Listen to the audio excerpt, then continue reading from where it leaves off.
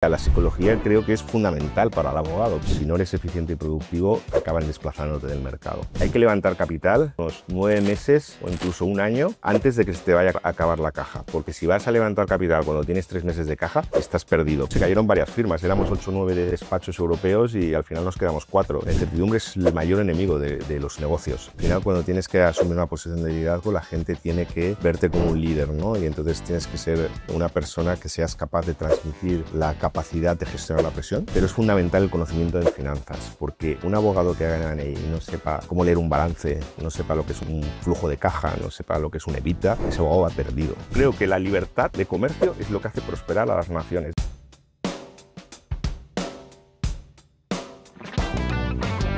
Bienvenidos a un nuevo episodio de No Surrender. Hoy tenemos con nosotros a David Miranda. ¿Qué tal? ¿Cómo estás? Muy bien, muchas gracias por tenerme con vosotros. A ti, un placer. David es un abogado destacado y reconocido por Chambers Europe y Best Lawyers y tienes una larga trayectoria en asesoría relacionada a las inversiones y empresas extranjeras y sobre todo una sólida experiencia en cuanto a fusiones y adquisiciones internacionales. Entonces, David, antes de empezar, siempre nos gusta hacer unas pequeñas preguntas muy rápidas para conocer un poco más al invitado. Entonces, la primera pregunta es, si no fueras abogado, ¿a qué te dedicarías? Y yo siempre he dicho que si no fuera abogado, me dedicaría a la enseñanza, porque una de las cosas que siempre me ha llenado más profesionalmente es enseñar las cosas que he aprendido a lo largo de mi experiencia profesional a la gente joven. Y de hecho, dentro del despacho incluso también es una cosa que hago habitualmente con la gente más junior, abogados juniors, becarios, y es una de mis pasiones en la enseñanza. ¿Y tienes algún libro o alguna película que te haya marcado profesional o personalmente? Hay 2 libros, uno de carácter más personal, otro de carácter más profesional. El de carácter personal es una serie de novelas muy antiguas que conoceréis del siglo XIX, que es Los episodios nacionales de Galdós.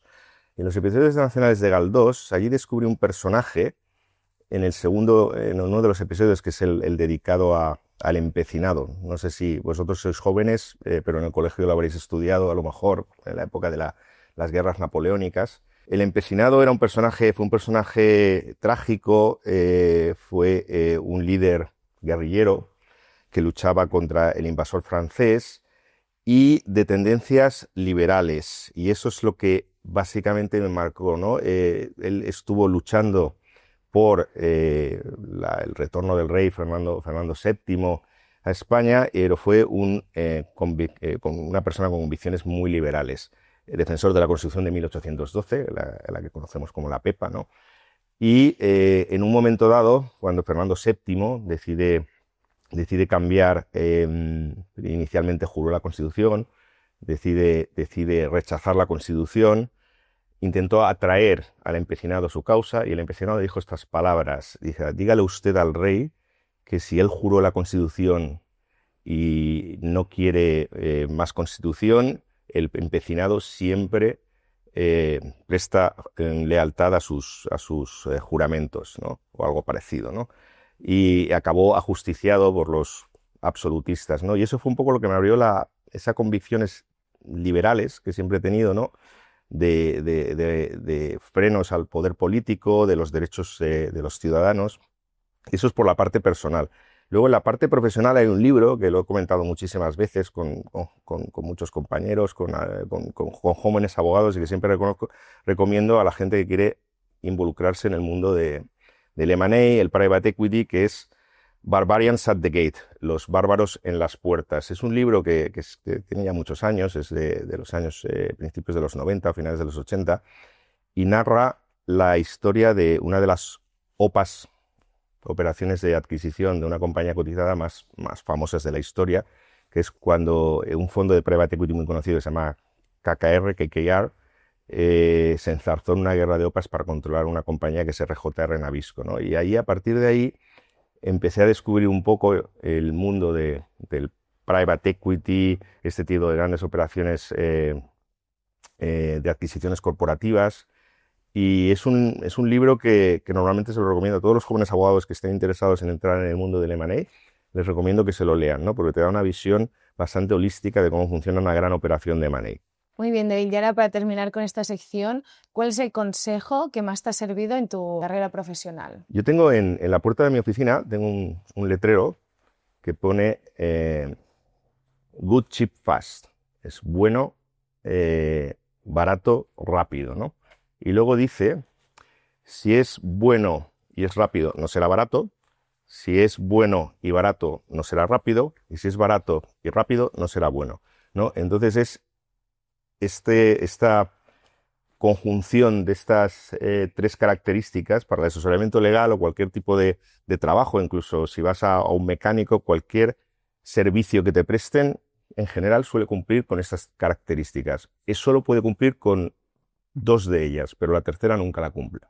Empezando un poco más ya sobre tu trayectoria profesional y personal, cuéntanos un poco quién eres para aquellos que no te conozcan y en qué momento decidiste pues, dedicarte pues, al Venture Capital y al M&A. A ver, yo empecé a trabajar en el año 1999, había estudiado Derecho, luego hice un máster en Madrid. En el año 99 entré en mi firma, soy un abogado, una rara avis, porque yo llevo más de 25 años trabajando en la misma firma y no me he movido de firma. Normalmente, sabéis, en nuestra profesión hay mucha infidelidad, la gente va cambiando de firmas, ¿no? Continuamente. Pero yo siempre he estado en la misma firma y empecé especializándome en operaciones de M&A. Yo había hecho estudios de posgrado y la parte que más me había gustado era las transacciones M&A, transacciones internacionales.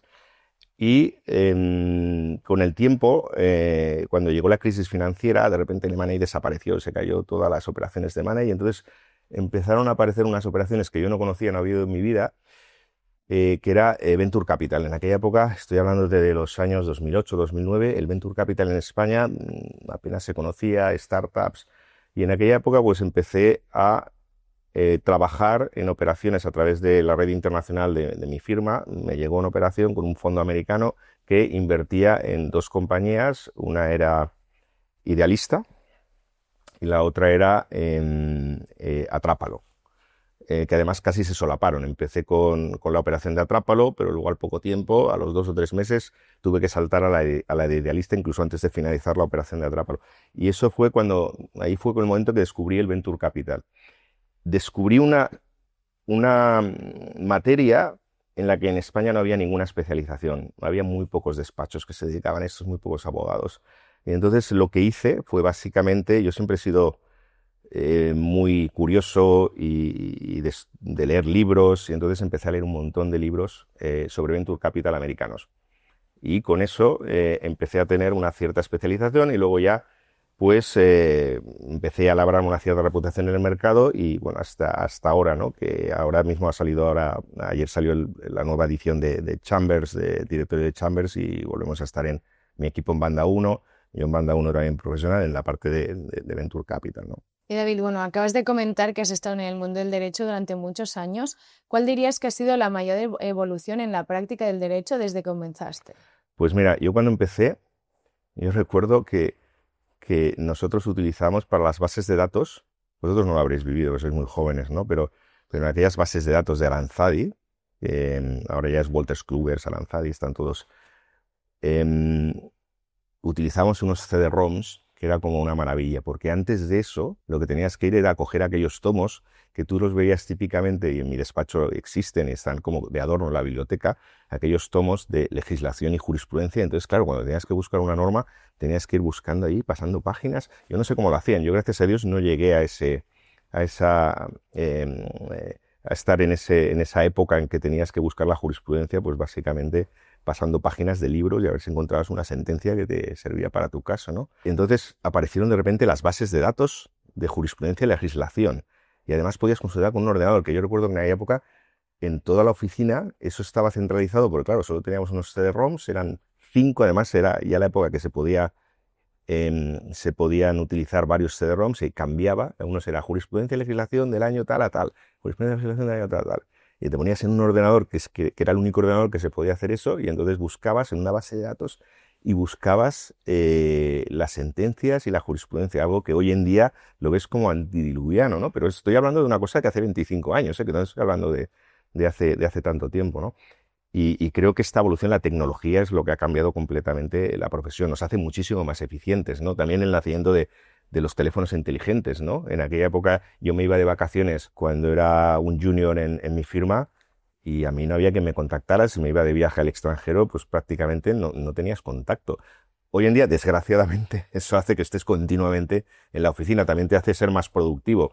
A cambio, pues obviamente te quita tiempo libre, ¿no? Porque estás continuamente revisando el móvil, leyendo correos electrónicos, incluso los fines de semana, ¿no? Osborne Clarke tiene una fuerte presencia internacional. ¿Cuáles crees que son los principales retos y oportunidades de un entorno tan globalizado? Yo creo que es encontrar el encaje con los equipos, ¿no? Yo cuando empecé en Osborne Clarke, nosotros teníamos una asociación internacional, una presencia internacional a través de una cosa que era una alianza, que siguen existiendo alianzas de despachos, ¿no? Pero básicamente compartíamos, cada uno teníamos más o menos nuestro nombre, pero compartíamos, digamos, pues nos pasábamos los temas, nos pasábamos clientes, pero era una integración muy, muy débil. En el año 2012 decidimos ir a una integración más fuerte porque íbamos a veces a explicar, nos íbamos de viaje a Estados Unidos, a ver a clientes, a ver a otras firmas de abogados, y cuando explicábamos lo de la Alliance, Osborne Clarke nadie entendía lo que era una Alliance, porque no nos veían como una firma integrada, cada uno con su nombre, teníamos más o menos unos logotipos relativamente similares de marca, pero cada uno tenía su nombre, entonces nadie entendía nada. Y entonces llegó un momento que los ingleses dijeron, oye, vamos a integrarnos. En esa integración se cayeron varias firmas, éramos 8 o 9 despachos europeos y al final nos quedamos 4, Inglaterra, Italia, Alemania y España. Luego ya fuimos abriendo poco a poco en otros países, en Francia, Holanda, Bélgica, Suecia, ahora incluso hemos abierto por primera vez hace pocos años en Varsovia. Entonces es encontrar equipos que más o menos compartan tu filosofía. Nosotros siempre hemos sido una firma que abrimos oficina en Silicon Valley en el año 2000, justo después del pinchazo de la burbuja tecnológica. Muchas firmas europeas habían abierto oficinas allí en Silicon Valley y cuando pinchó la burbuja tecnológica la mayoría se marcharon. Nosotros continuamos allí, ¿no? Y eso también nos permitió dar una imagen de compromiso con toda esa industria tecnológica y poder trabajar por grandes empresas tecnológicas americanas de la costa oeste y poder más o menos implementar una presencia en Estados Unidos sólida, independientemente de que nosotros no prestamos asesoramiento americano, es más o menos una oficina de representación, ¿no?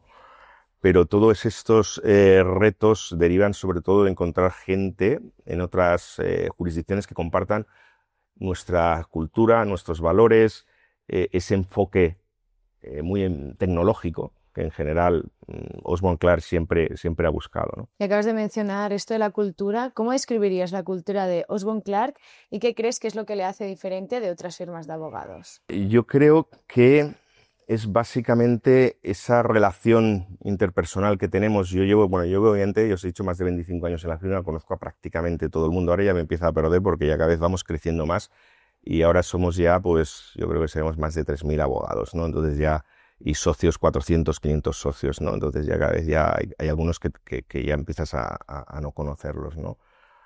Pero yo creo que es las relaciones personales. Yo he hecho relaciones personales ya no solo a nivel de mis socios aquí en España, sino a nivel de socios internacionales, relaciones ya prácticamente de amistad, ¿no? En España, curiosamente, y algunos me lo comentan, ¿no? Yo de vacaciones me voy, vacaciones familiares, nos solemos ir 3 socios españoles que encima nos vemos todos los días prácticamente y encima además hacemos vacaciones juntos, ¿no? Hemos llegado ya a una relación ya no solo de colaboración profesional, sino incluso de amistad para incluso compartir planes conjuntos, hacemos barbacoas, hacemos viajes. La semana que viene me voy con 5 socios, nos vamos de viaje a Santander, a cultural y gastronómico, cosas de estas, ¿no? Que es yo creo, fomentar que no haya una especial competitividad. Obviamente cada uno tiene que intentar aportar, todo el mundo tiene que aportar, el que no aporta pues obviamente tiene que acabar saliendo de la firma, pero ese esfuerzo de aportar, pero una competitividad sana, ¿no? Y sobre todo colaborar continuamente, por eso crea relaciones muy fuertes de tipo personal, ¿no? En los últimos años la tecnología ha avanzado a pasos agigantados, nada más falta ver la inteligencia artificial, que hace 2 años nadie sabía lo que era y ahora pues está en boca de todos.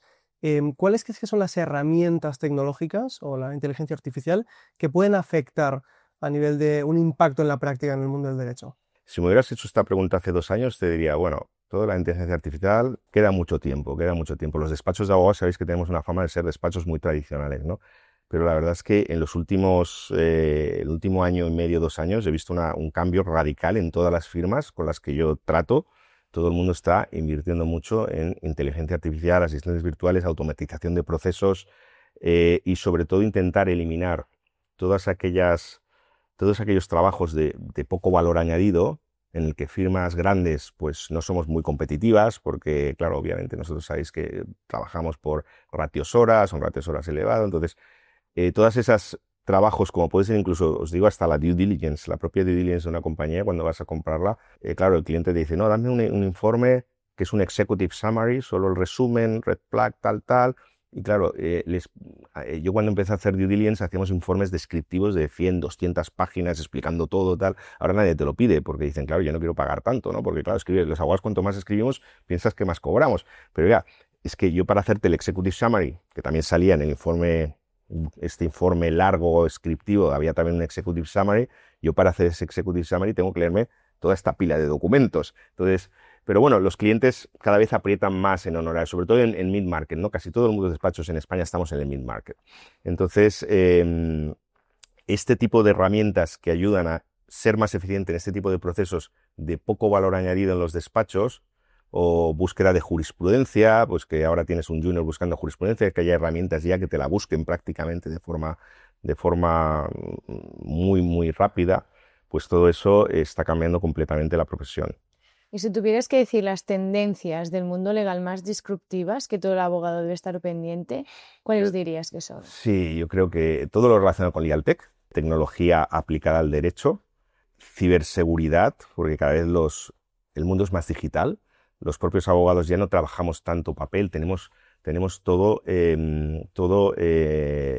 documentos digitales archivados en la nube, ahora antes eran servidores, ahora en la nube, todo lo que es la protección de esos documentos, porque hay información muy sensible contra ciberataques, temas de análisis predictivo, de intentar, cuando tienes un caso, pues que una inteligencia artificial te ayude a determinar cuál puede ser la mejor solución, aunque sea un asistente, no te digo que eso sea lo que tienes que hacer. No, yo no creo que la inteligencia artificial vaya a sustituir al abogado, pero yo creo que sí que le va a ayudar a ser mucho más eficiente, ¿no? ¿Y crees que el mundo del derecho en el futuro va a ser mucho más colaborativo con otras disciplinas como la psicología, la ciencia de datos o la tecnología en general? Yo desde luego creo que sí, la tecnología ya lo hemos comentado, cada vez los abogados tienen que tener un conocimiento más tecnológico, las jóvenes, lo bueno de las nuevas generaciones es que cada vez son más digitales, a los que en nuestro despacho mismo lo he vivido, ¿no? Es decir, a la hora incluso de utilizar las bases de datos o las plataformas de Wolters Kluwer de la ley o de Aranzadi, pues los socios más senior es que ni entran, no saben ni cómo funciona prácticamente, ¿no? Todos los jóvenes ya están familiarizados con ese tipo de herramientas, ¿no? Incluso a la hora de manejar Excel o manejar el Word o manejar PowerPoints, ¿no? Luego, en la psicología creo que es fundamental para el abogado, porque nosotros los abogados nos dedicamos fundamentalmente a la negociación, y la negociación implica tener un poco de conocimiento de adelantarte a qué es lo que va a hacer la parte contraria y entender qué es lo que piensa y cuáles son sus intenciones, ¿no? Y hay un grado de psicología. En Estados Unidos, conocéis, existen los jury consultants, los consultores de jurados. Aquí no en España no pasa porque los jurados, bueno, obviamente son casos penales, pero tú, lo que es la recusación de jurados, eso no es algo que sea tan habitual en la práctica en España, pero en Estados Unidos sabéis que, lo habéis visto en las películas, sabéis que nombran un montón de jurados y luego tanto la defensa como la acusación empieza a hacerles preguntas y va recusando a jurados, y entonces tienen siempre un jury consultant, que es un consultor especialista en análisis de jurados, para decir, oye, este tiene este perfil, este probablemente va a ser contrario a tus pretensiones, recúsalo. Y tienes una serie de recusaciones absolutamente a tu libre albedrío, tú puedes recusar jurados, ¿no? Esto en España no existe, pero en todo caso, ya os digo, la psicología es fundamental para cualquier persona que esté involucrada en negociación. Me comentabas también, creo, la ciencia de datos. Ciencia de datos, por supuesto, por lo que comentábamos, análisis predictivo, hay que manejar grandes bases de datos. Eso, por supuesto, los despachos de abogados llevamos haciéndolo ya con las bases de datos de legislación, jurisprudencia, pero todo el manejo de bases de datos, ya no te digo incluso solo de legislación, jurisprudencia, te digo todo el repositorio documental que tenemos los abogados y que a veces es difícil extraerle todo el jugo. Yo llevo mucho tiempo buscando una herramienta que me ayude a todos esos documentos que tengo archivados en mi sistema de gestión documental, que me ayude a sistematizarlos, que me ayude cuando busco una cláusula específica, que me ayude a redactar contratos, ¿no? Y eso, por supuesto, que va a ser algo que va a impactar en la profesión, porque cada vez las herramientas empiezan ya a salir herramientas de este tipo, ¿no? Y eso pues va a facilitar mucho el trabajo del abogado a la hora de redactar esos documentos y a ser más eficiente y más productivo, que es al final la única manera de conseguir estar en el mercado. Si no eres eficiente y productivo, acaban desplazándote del mercado. Ahora, David, vamos a centrarnos un poco en el sector del Venture Capital y el M&A. Entonces, tú como abogado especializado asesoras tanto a fundadores de startup como a fondos de inversión.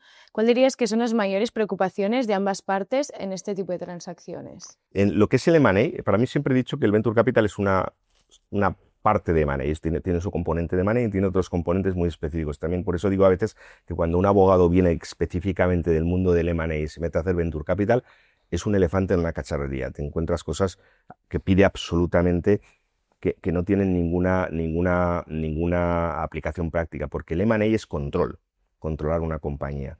Controlar una compañía y asignar los riesgos.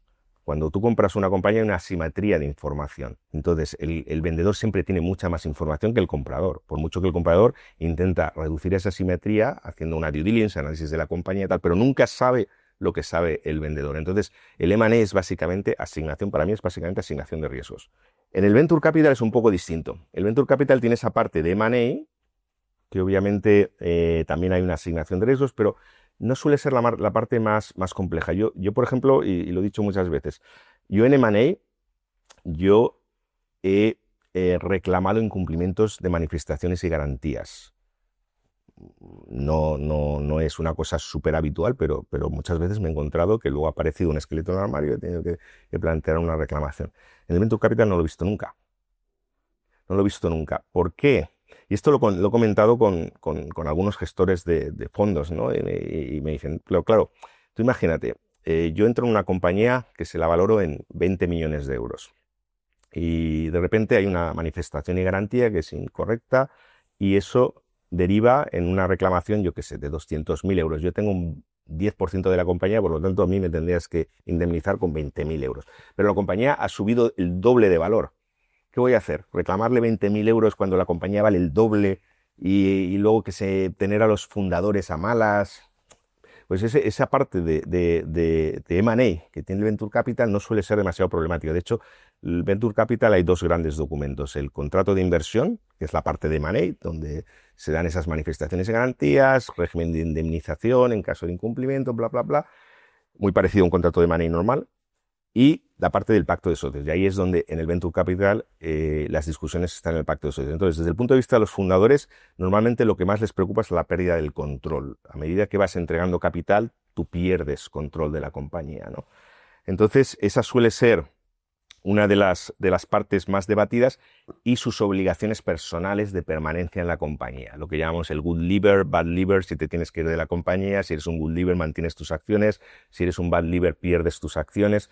Entonces, toda esta es la parte que más le interesa al fundador. Y desde la parte del inversor, normalmente, pues es un poco la parte contraria. Quiere precisamente el inversor que, oye, sobre todo en el early stage, cuando son compañías muy en fases iniciales, básicamente el inversor invierte en personas, no el producto, porque el producto apenas existe, apenas está desarrollado, sino que inviertes en esas personas. Entonces quieres que esas personas estén comprometidas. Lo que más le interesa al inversor es que estén incentivadas y que esos incentivos sean muy similares a los del inversor. Es decir, que tenga ese el gorro de inversor, porque tiene una participación en capital muy elevada y eso hace que se alineen intereses, ¿no? Entonces, los incentivos a seguir en la compañía y la parte también de, oye, yo te estoy dando dinero, no hagas con ese dinero lo que quieras, ¿no? Es decir, hay una serie de cosas que hagas con este dinero que me vas a tener que consultar a mí. Yo te pongo 3 millones de euros en tu compañía, lo que tú no puedes hacer es mañana pues coger y contratar a tu primo y ponerle un sueldo de 500.000 euros, ¿no? Con mi dinero. Entonces, eso me lo tienes que consultar, ¿no? Entonces, ese tipo de cosas es lo que nosotros más vemos un poco más de tiras y aflojas en las negociaciones de ese tipo de contratos. A lo largo de tu trayectoria has visto numerosas operaciones y la evolución de muchas startups, así como el cierre de otras empresas. ¿Cuáles crees que son los principales errores que pueden llevar a una startup a fracasar? Yo creo que hay una parte de equipo, que el equipo no sea el adecuado o desavenencias en los equipos, pues que llega un momento que hay un desalineamiento entre los cofundadores, ¿no? Y eso hace que la convivencia en la propia compañía se complique, ¿no? Por supuesto, temas de mercado, es decir, lanzar un producto que el mercado no tiene ningún interés en él, ¿no? A veces pasa, he conocido casos de que se han adelantado, hay casos que se han adelantado han lanzado una cosa que luego al cabo de 10 años de repente se ha puesto de moda y todo el mundo lo quería, pero lo han hecho mucho antes de que el mercado estuviera preparado para adoptar ese servicio, ese producto, ¿no? Y en tercer lugar, el dinero. El dinero, porque es la mala gestión de la caja y llegar momentos en que llegas incluso a negociaciones para levantar capital cuando ya prácticamente no tienes dinero en la caja. Yo siempre digo, hay que levantar capital, como mínimo, empezar a pensar en levantar capital unos 9 meses o incluso un año antes de que se te vaya a acabar la caja. Porque si vas a levantar capital cuando tienes 3 meses de caja, estás perdido. Primero porque le das una fuerza negociadora al inversor espectacular. Porque dice, oye, tío, si tú no levantas capital, si no te doy el dinero, es que te vas a ir a la quiebra. Así que voy a hacer contigo prácticamente lo que quiera. Entonces es fundamental que cuando vayan a levantar capital tengan lo que llaman el runway, que es la duración de la caja, el tiempo que te dura la caja, que tengas un runway suficientemente adecuado para no estar con el agua al cuello. ¿Y cuál ha sido la operación de M&A o inversión más estimulante en la que has trabajado? Las más estimulantes son cosas que no puedo contar, porque son cosas que han pasado y que no se saben, no son públicas y no las puedo contar. Y algún día lo he comentado, que si pudiera escribir un libro sobre anécdotas que me he encontrado en operaciones, pues la verdad es que sería maravilloso, pero es que al día siguiente me expulsarían del colegio de abogados por cumplir todos mis deberes de confidencialidad, ¿no? Pero yo recuerdo una operación, sin dar nombres, una operación de una compañía tecnológica que la íbamos a vender a un competidor extranjero y era una operación de cierto volumen, ¿no? Una operación ya de un tamaño significativo, ¿no? Y recuerdo que teníamos un acuerdo de exclusividad con ese inversor extranjero. Ese inversor extranjero nos pagaba en parte en papeles, en acciones, y en parte en dinero, ¿no? Era una operación buena por precio, era una operación razonablemente buena. Y teníamos una exclusividad y un break-up fee, es decir, en caso de que nos saliéramos de esa exclusividad, teníamos que pagarle, no sé si eran 100.000 o 200.000 euros al comprador, ¿no? Y entonces, cuando firmamos el contrato con la exclusividad, a las 2 semanas me entero que los fundadores están negociando con otro inversor, con otro comprador. Este primero era un competidor extranjero, el segundo era un industrial, ¿no? Y dice, oye, que es que vamos a rechazar la oferta porque este nos da más dinero, el precio es más alto y encima además nos da en billetes, nos lo da en billetes, nos da en cash. Y bueno, habíamos estado negociando, yo recuerdo que en la otra parte tenía un despacho internacional y habíamos estado ya negociando los contratos de compraventa y tal. Y de repente, pues cuando me dicen esto, yo empiezo a hacer un poco de radio silence con el despacho contrario, ¿no? Y finalmente, cuando ya tenemos atado el acuerdo con el otro comprador, entonces les decimos, oye, que hemos cambiado de opinión, no vamos a venderos, os pagamos el break-up fee, les dimos los 100.000, 200.000 euros, que era más o menos los costes de sus abogados, y nos fuimos con el otro comprador. Y además la operación fue muy buena, porque el comprador inicial, este competidor, que era una compañía cotizada, y nos pagaba con acciones de la compañía cotizada, la compañía cotizada se fue prácticamente, las acciones empezaron a bajar.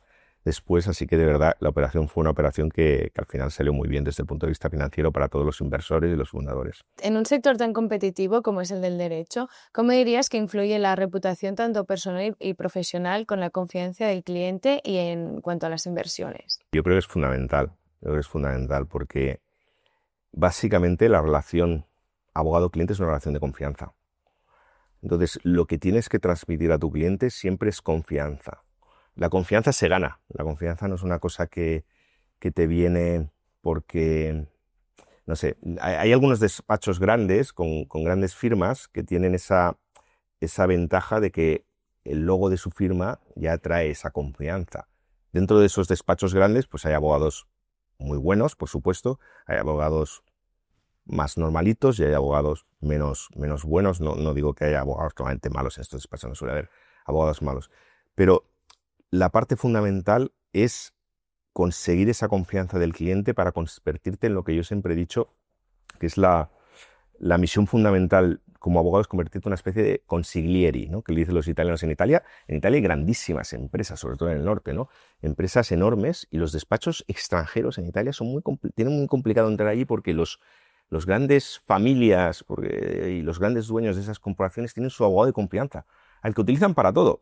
No solo, yo soy un abogado especialista en operaciones, en M&A, Venture Capital, Private Equity, pero lo que yo aspiro con mis clientes es que diga, oye, que tengo un problema, que me voy a divorciar de mi mujer, y me llaman a mí, que yo no tengo ni idea de temas de divorcios, ni nos dedicamos en mi firma al divorcio, pero que yo le pueda aconsejar y decirle, oye, pues mira, habla con esta persona, ¿no? Entonces, yo creo que esa es lo más importante que el mayor reto y el mayor logro que puedes conseguir en tu carrera profesional es convertirte en un asesor de confianza del cliente. Por ese momento el cliente está cautivo. Sabéis que en nuestra práctica, sobre todo las grandes corporaciones, tienen obligaciones de, cuando quieren pasar un caso legal, pues hacen a 3 despachos, los hacen competir y ahí, claro, nos destrozan en precios, porque todo el mundo dice, oye, si pongo aquí el precio luego me va a salir este otro y me lo va a poner más caro, todo esto. Claro, la competencia es lo que hace que los precios bajen, ¿no? Entonces, pero cuando ya tienes la confianza de tu cliente, normalmente no tienes competencia. Y eso es cuando tú puedes poner los precios. Eso no significa que le estés robando ni nada, simplemente que tú tienes una capacidad de haberle demostrado a ese cliente a lo largo de los años que le has solucionado montones de problemas, y él pues dice, oye, yo no necesito buscar otro abogado, es que mi abogado es este señor. ¿Y tú cómo has logrado eso, pues diferenciarte de la competencia y llegar al éxito? Es mucho trabajo, estudiar continuamente, estar continuamente actualizado en mi práctica, especializándonos. Yo recuerdo que cuando yo empecé a trabajar con 20 y pocos años, mi despacho era más pequeño aquí en España, mi firma, y entonces yo era un abogado de mercantil, lo que se estudiaba en la carrera mercantil. Y entonces mercantil, pues podías entrar desde operaciones de money, Venture Capital en aquella época ni existía, operaciones de money, pero podía caerte cualquier otra cosa, un contrato de suministro, cosas así, ¿no? Luego pasa que los abogados nos vamos especializando, ¿no? Y ahora ya somos muy especiales. Yo no hago ya contratación. En aquella época hacía cualquier cosa que no caía. Tenemos laboral, fiscal y mercantil y procesal. Entonces, cualquier cosa que no cayera en laboral, fiscal, procesal, caía en mercantil. Administrativo, al mercantilista se lo comía, ¿no? Entonces, ahora ya tenemos equipos de administrativo, equipos diferentes, es especializar. Nos hemos especializado todos, ¿no? Y esa especialización, igual que tú cuando vas al médico y tienes una lesión de rodilla, tú no te vas al oncólogo, te vas a un traumatólogo, ¿no? Entonces, esa especialización es la que nos permite dar un mucho mejor servicio y la que permite que al final el cliente le puedas ofrecer eso que está buscando, ¿no? Que es la solución a su caso particular. Ahora vamos a pasar a la parte de aprendizajes y lecciones de vida. Como tú, líder y abogado, ¿cuál dirías que ha sido la lección más valiosa que te han dado? Pues yo creo que para triunfar en la profesión hay que ser un modelo para la gente más joven. Al final, cuando tienes que asumir una posición de liderazgo, la gente tiene que verte como un líder, ¿no? Y entonces tienes que ser una persona que seas capaz de transmitir la capacidad de gestionar la presión, la capacidad de gestionar un equipo, la capacidad también de tener una cierta empatía. La gente a veces también tiene sus problemas, tiene sus cosas personales, tener una cierta empatía también con tus colaboradores, ¿no? Con la gente con la que trabajas, y de alguna manera ser una persona que tenga una buena reputación. Ya no te digo ya en el mercado, estoy hablando dentro de tu propio equipo, que la gente te respete, porque si la gente no te respeta, la gente se te marcha. Yo tengo una suerte de que yo tengo un equipo muy estable. Prácticamente nunca se me ha ido nadie. Tengo gente que lleva trabajando conmigo más de 10 años, 12 años, y los sigo manteniendo en el equipo. Son gente súper valiosa y ya no solo tienen la confianza mía, sino que consiguen además la confianza de mis clientes, ¿no? Hay algunos de mis asociados que prácticamente los clientes les llaman ya directamente a ellos, ¿no? Y eso, la verdad es que te sienta, te llena de orgullo, ¿no? Y satisfacción de haber hecho las cosas bien, ¿no? Porque crear ya no solo ya ser tú un líder, sino crear los futuros líderes. Porque yo en algún momento me marcharé del despacho, me jubilaré, me dedicaré a otras cosas y ellos son los que tienen que tomar ese camino, ¿no? Y eso es ser ese modelo para que ellos puedan, de alguna manera, llegar a esa misma posición de liderazgo. Eso creo que es lo más importante y el consejo que yo creo que me dieron en su momento de, oye, tienes que crear líderes tú también. David, ¿ha habido alguna experiencia profesional que haya marcado un antes y un después en tu visión sobre el mundo del derecho? No sé si en mi visión sobre el mundo del derecho como tal, no creo tanto, pero sí en mi visión de mi profesión, ¿no? De lo que ha evolucionado mi profesión. Y es el caso que os comentaba antes de aquella inversión en el año 2008-2009 de aquel fondo internacional Tiger Global en Atrápalo Idealista. De repente descubrí un nuevo derecho que no conocía, que era el derecho del Venture Capital, las startups. Y bueno, en lo que más me conoce en el mercado, la parte que más reconocimiento tengo entre la gente del mundo del derecho, pues es precisamente en este área que incluso dentro de mi despacho la creé yo, porque fui el que en aquel momento circunstancialmente empecé a trabajar en ese asunto y luego empecé a darle seguimiento y crear un equipo y crear una especialidad y una práctica que en mi despacho no existía, ¿no? Y eso profesionalmente es algo que siempre me ha llenado, ¿no? Antes has hablado que también tratas con muchas empresas, ¿no?, de alto impacto. ¿Cómo manejas la presión y la toma de decisiones al trabajar con ellas? Pues mira, la presión es la conllevanza, como decía Ortega y Gasset, es básicamente como puedes, ¿no? Porque es verdad que esta profesión es dura porque además es difícil desconectar, lo que comentábamos antes, los teléfonos móviles, smartphones inteligentes, estás continuamente conectado a la oficina. Cuando estás en una negociación y crees que no puedes estar más abajo, más en una posición más complicada, de repente aparece otro problema y estás en otra posición más complicada. Entonces es que manejar esa presión. ¿Y esa presión cómo se maneja? Pues la presión se maneja pues distribuyendo el trabajo entre el equipo, es decir, que cada uno tenga su función y cada uno suma su parte de presión, independiente de que tú estás arriba de la pirámide y es el que tienes que gestionar toda esa presión, pero intentar también pasar parte de la presión a los miembros del equipo y que la gente tenga las funciones asignadas de forma muy clara. Asuntos. Dentro de los asuntos normalmente nosotros trabajamos depende del tipo de asunto, ¿no? Pero normalmente 2, 3 o 4 abogados del equipo trabajamos en un asunto, ¿no? En función de la complejidad. Entonces, cada uno que tenga sus funciones asignadas perfectamente. Yo no puedo estar yo recibo, no sé, cientos y cientos de emails cada día, pero hay muchos emails que prácticamente los leo en diagonal, son cosas mucho más de trámite, ¿no? Entonces, el equipo, además en el que tengo muchísima confianza, que eso es fundamental, tener confianza en tu equipo para poder gestionar esa presión.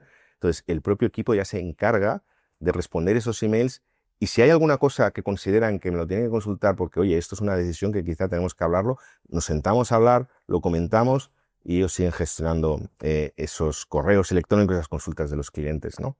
Antes hablabas sobre la diferencia en la familiarización de la tecnología que tienen los abogados más jóvenes con los más seniors.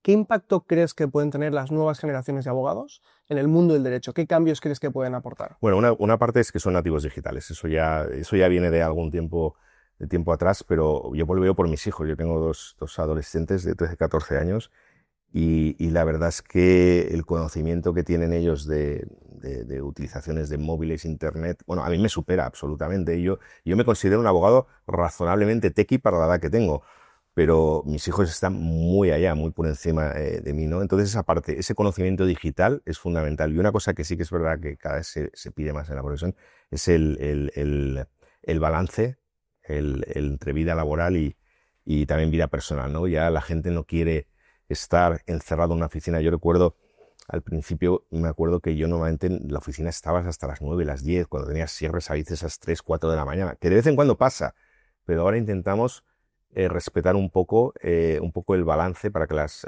nuevas generaciones, y lo piden, es que la gente lo pide, y dice, yo no quiero estar aquí trabajando 65, 70, 80 horas en una firma, ¿no? Y tienes que controlar que de alguna manera permitir ese balance que tengan en las nuevas generaciones, ese balance con su vida personal, ¿no? Y para todos aquellos que se quieren especializar en el Venture Capital y el M&A, ¿qué consejo les darías? Mira, lo primero, yo creo que para entrar en esta especialidad, cualquier cosa relacionada con el M&A, operaciones corporativas, hay que tener un conocimiento básico de finanzas.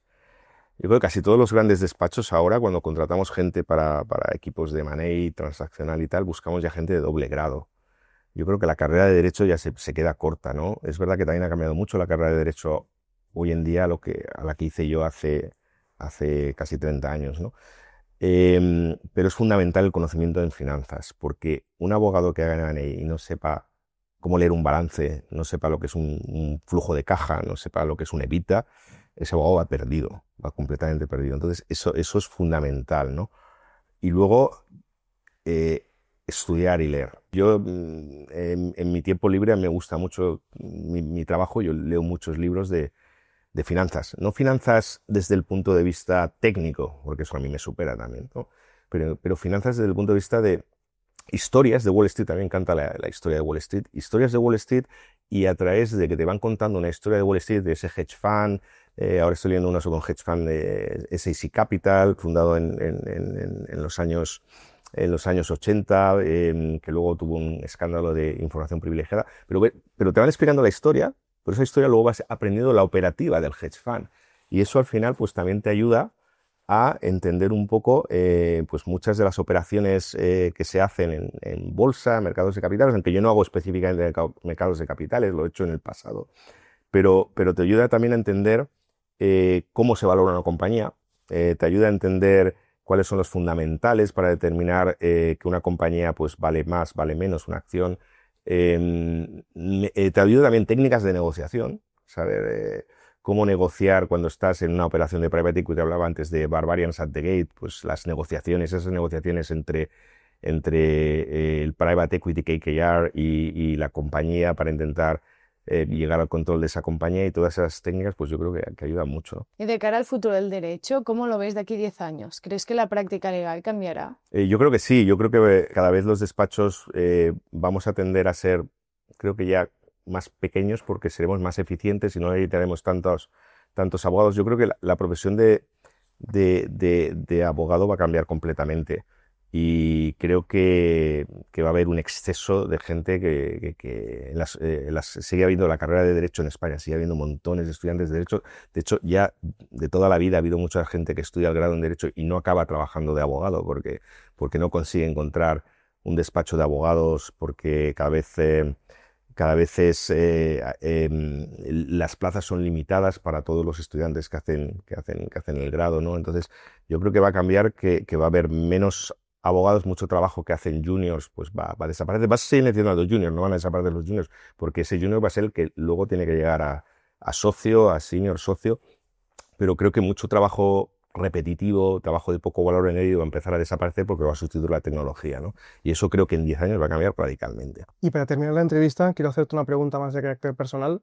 Al principio nos recomendabas un libro, los episodios nacionales de Pérez Galdós, y hablabas que ese libro ha forjado parte de tu identidad, como la visión liberal que tienes de la vida. Mi pregunta va en relación a si estos nuevos entornos cambiantes que hay a nivel internacional, por ejemplo, la elección de Donald Trump con la imposición de aranceles, puede afectar al mundo de los negocios, puede afectar realmente a las empresas europeas en relación a Estados Unidos, y en tu labor más profesional, ¿cómo puede afectar? Bueno, yo creo que es evidente que está afectando al mundo empresarial. Lo estamos viendo en las bajadas bursátiles. Yo me acuerdo cuando hablaba con mi banquero, me decía, oye, cuando gane Trump la bolsa va a hacer un rally bursátil, bla, bla, bla. Joder, pues yo tenía un indexado SP500 que se me ha fundido todo lo que es ganancias que había hecho el año pasado, ¿no? Prácticamente, ¿no? Entonces, obviamente, esa incertidumbre, la incertidumbre, siempre lo digo, la incertidumbre es el mayor enemigo de los negocios. Entonces, la inseguridad jurídica, cuando tienes un presidente la primera potencia del mundo, que un día se levanta y dice una cosa, al día siguiente dice la contraria, están perdidos. Los CEOs de las compañías, de las grandes compañías, están perdidos, tanto en Estados Unidos, pero como en el resto del mundo, ¿no? Dice, te voy a poner aranceles. Luego dice, no, pero ahora te los suspendo, pero luego te los vuelvo a poner, pero ahora te voy a poner el doble de aranceles. Entonces, imaginaos ahora, Trump firmó ese convenio con México de libre comercio, y en su primer mandato, y montones de empresas americanas se fueron a México, a instalarse en México, porque, bueno, pues porque podían luego importar los productos de México sin aranceles, bla, bla. Y ahora de repente quiere poner aranceles a México. Destrozas totalmente las cadenas de suministros de compañías americanas. Yo creo que los encargados de cadenas de suministro de compañías americanas deben estar locos. No saben ni por dónde, les vienen las bofetadas, ¿no? Porque organizar el suministro de forma eficiente, pues eso es un trabajo muy importante, bueno, de mucho tiempo, ¿no? De organizar una buena cadena de suministros. Y ahora de repente, si te empiezan a poner aranceles, te la destrozan, ¿no? Y eso está viéndose reflejado en las bolsas y en general en la incertidumbre geopolítica, ¿no? De todo lo que esta incertidumbre geopolítica afecta al mundo de los negocios. Entonces ya se empieza a hablar de una cosa que nadie pensaba, se empieza a hablar de que puede venir una recesión en Estados Unidos. Incluso hay quien dice que hasta es buscada por Trump para bajar el precio del dólar, ¿no? Para bajar la cotización del dólar. Entonces, yo creo que lo que hace prosperar a las sociedades, siempre lo he dicho, es el libre comercio, la eliminación de barreras arancelarias. Nosotros, en los años 80, 70, 80, sobre todo finales 70, 80, empezaron la World Trade Organization, los tratados GATT. Lo que se buscaba era eliminar barreras arancelarias. Por cierto, que somos muy falsos, porque luego a veces pensamos que en Europa no hay barreras arancelarias. En Europa no hay barreras arancelarias dentro de la Unión Europea. Nosotros hemos tenido toda la vida barreras arancelarias contra productos de otros países. Yo recuerdo siempre una anécdota que se la leía a Xavier Sala y Martín, el economista catalán, ¿no? De un libro hace muchos, muchos años, y que explicaba la anécdota de una reunión de líderes mundiales, y había un representante de una ONG, Intermón Oxfam. Intermón Oxfam le preguntaba al presidente de Senegal en aquella época, en los años 80, era Wade, le preguntaba, ¿qué iba a hacer usted para luchar contra la globalización? Porque os acordáis, en los años 80 había manifestaciones, cuando se reunía el G7, la Organización Mundial de Comercio, había manifestaciones contra la globalización, y eran generadas por gente de izquierdas, eran impulsados por gente de izquierdas, y le preguntaban, ¿qué va a hacer usted para luchar contra la globalización? Porque estos pensaban que la globalización es malo para el mundo, porque las grandes corporaciones se hacen con el poder del mundo.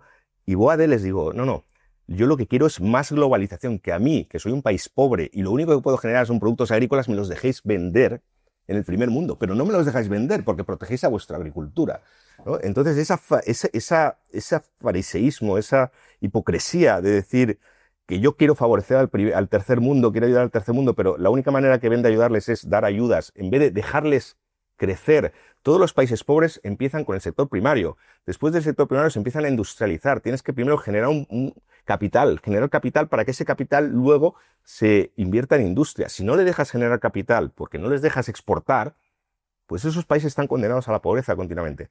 Entonces, hoy he leído unas declaraciones de J.D. Vance, y es lo curioso que J.D. Vance criticando la globalización. Y entonces ya te encuentras que la izquierda más radical en su época era antiglobalización y ahora la derecha más radical es también antiglobalización. Entonces llegamos a un mundo que está absolutamente loco, ¿no? Los liberales somos 4 gatos a los que hoy en día desgraciadamente nadie nos hace caso, ¿no? Pero creo que la libertad de comercio es lo que hace prosperar a las naciones. De eso estoy absolutamente convencido y creo que es la experiencia de los años y la experiencia empírica demuestra que esto es así. David Miranda, muchas gracias por estar con nosotros hoy en No Surrender. Te agradecemos mucho todos los consejos que nos has dado y la visión que tienes sobre el derecho, el mundo del M&A y las inversiones, y creo que van a ser de gran utilidad para nuestros oyentes, así que muchas gracias. Muy bien, estupendo, pues ha sido un placer. A ti, David, muchas gracias. Nos vemos de aquí 15 días con el próximo episodio.